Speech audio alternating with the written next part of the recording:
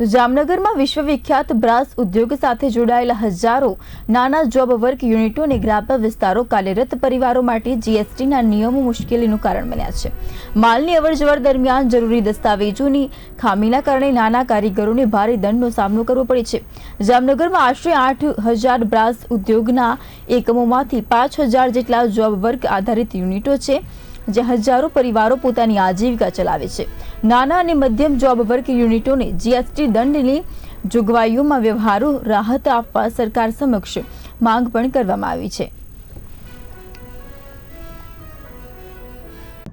આજરોજ chamber of કોમર્સના પ્રતિનિધિશ્રીઓ અને state tax એસોસિએશનના પ્રતિનિધિશ્રીઓની બેઠક મળી હતી।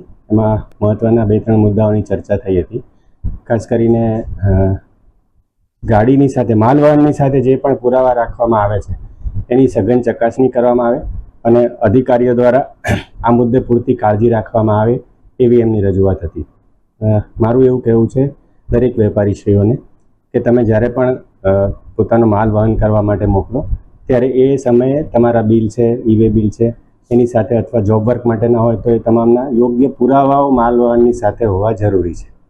તો આ પુરાવાની અધિકારી ચકાસણી કરશે અને જો યોગ્ય પુરાવાઓ હશે તો આપને કોઈ પણ પ્રકારની પરેશાનીનો સામનો કરવો પડશે નહીં। એટલે માલ વહન સમયે પુરાવા યોગ્ય રીતે રાખવા એવી મારી એક